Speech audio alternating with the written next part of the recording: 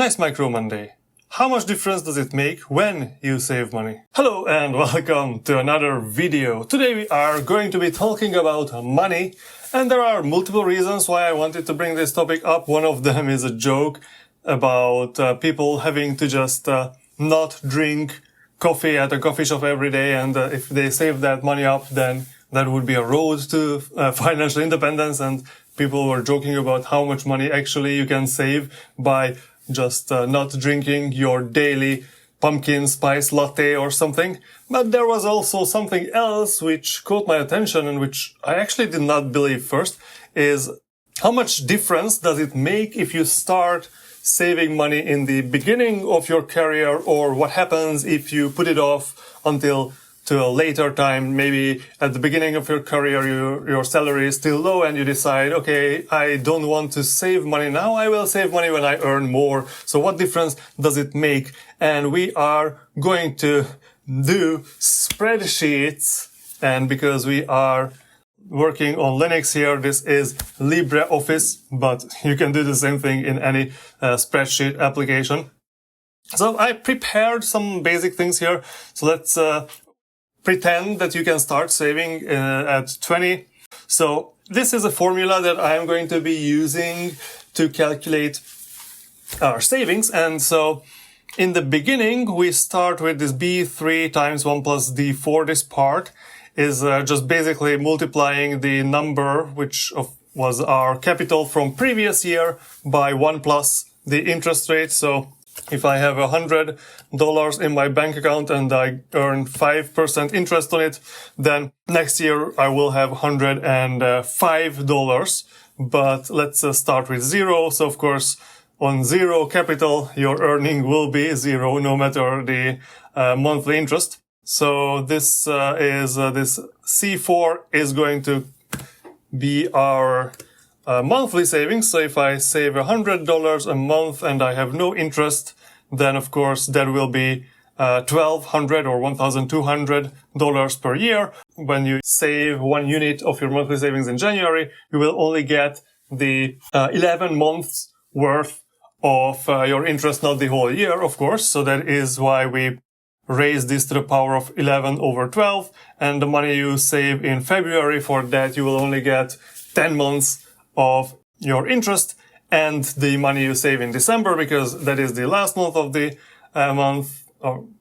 last month of the year, rather, for that you will not get any interest. So that's just going to be multiplied by 1 in this case. So if you can have like 6% interest on your savings, then that means that by saving $100 every month, you will end up with $1,233. And make this a little bigger. Let's go up to maybe our 60th birthday, and I will copy the formula down here.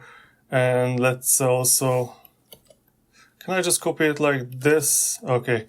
So this is going to be our savings here. And we can also add like an additional thing here in which I will say, let me summarize from here to here, but I will fix the row. So this is always going to be 4th row. So as I pull it down, you can see that it increases, like it summarizes all the rows above. And because all of them, these are all monthly, but I want to get yearly, so I will just multiply this by 12. And I also want to see the difference between the money I invested and the money I actually have. So that means that I need to like B4 minus the sum here. So first year we have $33 extra. Again, let's try to just zero this whole thing out, or just delete. I guess we can do that. And now you can see what happens if you start saving for 10 years. Here you earn your 6% interest every year. So in the end, you will end up at your 60th birthday with about $100,000 from your $100 saved monthly. And that is like $86,000 or $87,000 more than what you actually saved. So of course, during the 10 years you are saving here, you are already making like $4,000, which is about like 3.5 years of your savings, just by being responsible and putting these $100 away every month. So, well, usually people, when they joke about like how ineffective or how useless the saving up $100 a month is, they usually forget about gaining any interest on your savings. And I know 6%. So here we are trying to work without considering inflation. So we are working with interest rate above the inflation rate. And I know like 6%, you won't get this about like 6% above inflation if you put your money just in the bank. You will have to choose some investment vehicle for that. We want to compare multiple strategies. So I will first, let me just copy this over here, and this will be our person B. We'll have a monthly savings B, and I guess the interest, I will have this also separately here. So I want to create a graph that represents this data so we can compare the multiple strategies easily, visually. I'll start with this column here. Let's add our chart. So let's add a column and line chart. We will have to come back here and change the parameters of this later. So I will have one data series, which is column C. The name of this column is going to be monthly savings A, I guess. And the categories will be our column A. We are going from 20 to 60 years. So we have monthly saving A. I will add another one, which will be our monthly saving B. So that is from the column G. And basically categories that should be the same, but the Y values, I will copy this, add it here. This is column G. So this is how much the two people are putting into the savings account or into their investment account. And I am going to add the sum, all the money here, which is going to be, so the name will be sum A. So that is the from column B.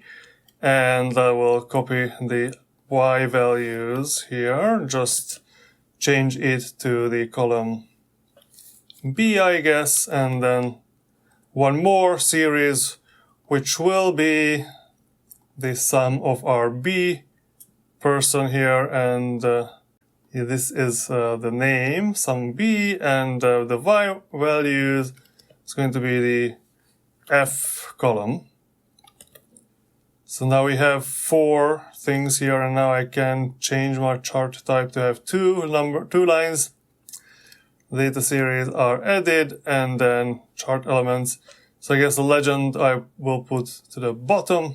I will add the new axis, new y-axis, so we can have like this is secondary y-axis for our investments. So monthly saving A and monthly saving B will be on our secondary y-axis, which is on the right-hand side. So let me show you. So we have on the left-hand side, we have the total money we saved up. I will increase the font size. Let me change also the colors here. So now we cannot see the difference because both of these lines are the same. So let me remove the savings for our character B.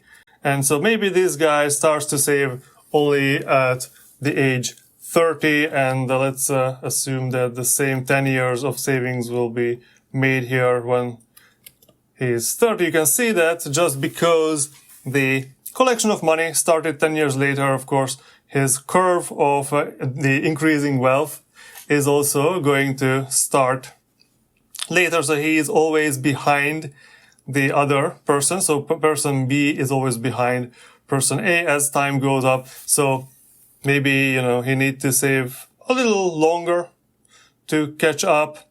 And well, still did not catch up. Still did not catch up.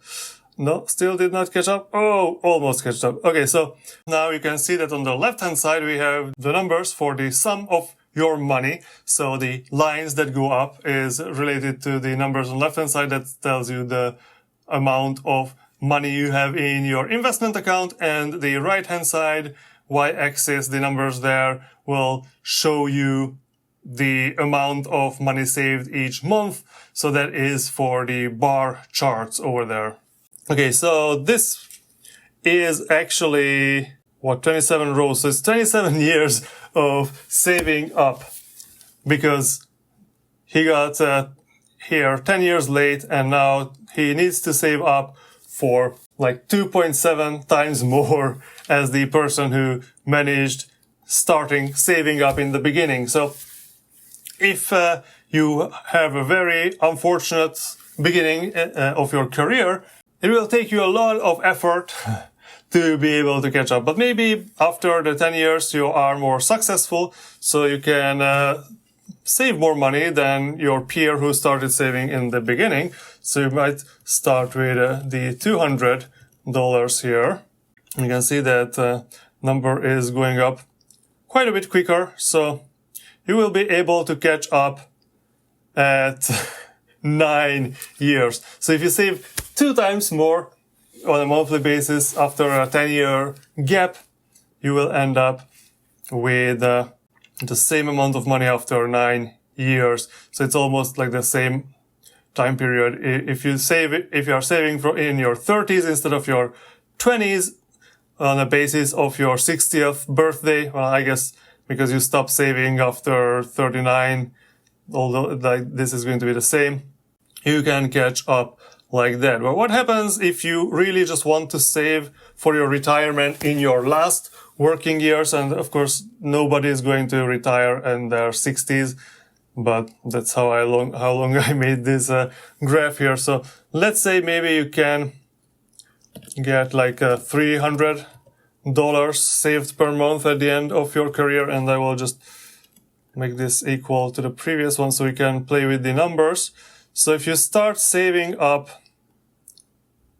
when you are 50, so between 50 and 60, so that is 11 years, even with 3 times as much money, you are nowhere near. So maybe you need to save 500 per month, and that is almost the same. Let me just do 10 years so we can say that the same amount of time. So at the end of your career, yeah, you need to save 6 times more, ignoring inflation, on a basis of 6% interest rate. So if you don't want to have, if you just want to go with the $100, so this is going to be almost the same as we previously saw. So if you can start at 31, and you will have to basically save all the way up to 60 to catch up. So that means 10 years saving money in the beginning of your life equals to 30 years of saving up money at the end of your careers. 10 years equals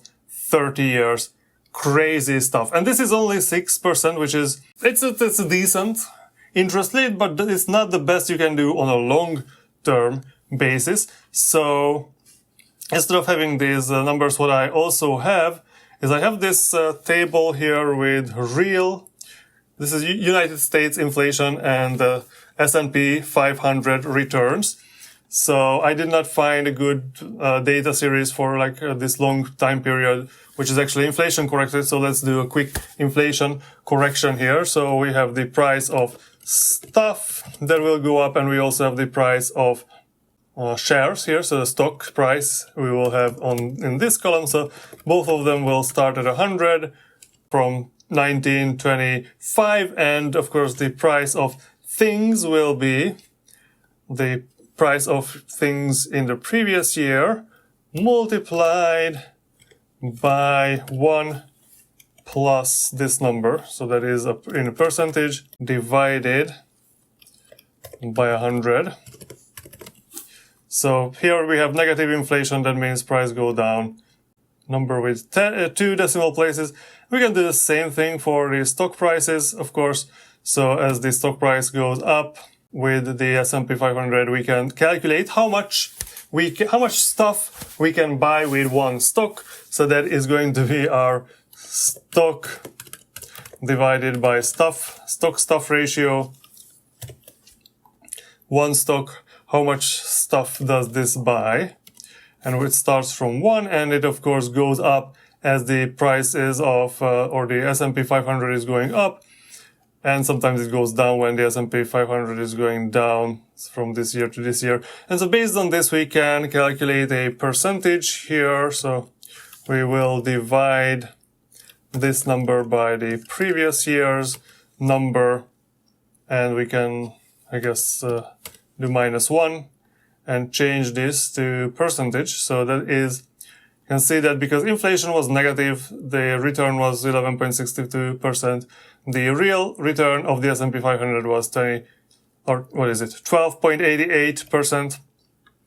And I want to have 40 years worth or 41 years worth of data here. So last 41 years. My latest is, I don't have 2024 yet. 2023 is our latest data. So let me copy these numbers and put them in our yearly interest. I will paste this as a number. So let me also paste this here as number. Of course, now that we have real stock exchange data, you can see that the person who was saving for 30 years at the end of his career has nothing compared to the person who has saved only for 10 years at the beginning of the career. So this is not working out at all. Of course, we can try to increase our saving rates, and that will make him overperform a bit. So we can remove the last few years, I guess, and they get to the same point. So now, if you have 2 times as much savings, you have to save for 28 years instead of the 10 years. So there are 2 very important morals of this story. One of them is, actually saving $100 per month is not just going to give you $1,200 a year. It will give you more if you know to invest it, and you should invest it, because you are not saving monthly to have something at the end of the year. You are saving monthly to have something much later. So yeah, you can see the money goes up, sometimes it goes down, but still it goes up nicely, and the more you wait, the more it goes up, and that is why it is important to start saving early and start saving immediately as much as you can. But you need to start. That is the important thing. And the other important thing is this, that those people who have an easy start in life, maybe because their parents are rich, so they don't have to waste their first 10 years, or even more than their first 10 years, to just pay back their student loans, who don't have to spend a lot of money renting an apartment because their parents might buy them one apartment. Then those people who don't have that easy start will have a very, very difficult later part in their lives if they want to catch up by the end of their careers. So I guess this is a very important lesson for everyone at home having some disposable income.